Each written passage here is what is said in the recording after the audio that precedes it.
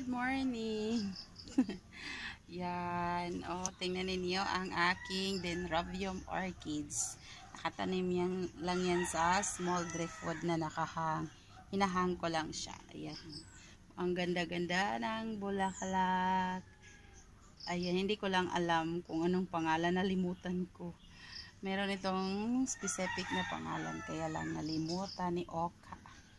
Ayan, nakahang lang siya. Dinagdagan ko siya ng bunot. Tinatali ko. Ayan.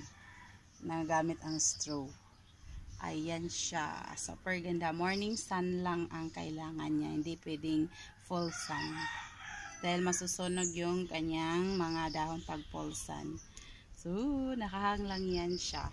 Nakaganyan lang. Ayan. See? Yan. Super ganda. Dendrobium orchids.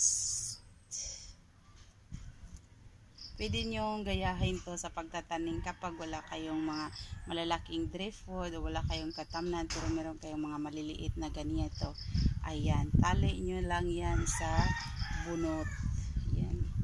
Tali nyo nang mahigpit para kumapit yung kanyang mga ugat o kanyang mga roots sa small driftwood. Ayan.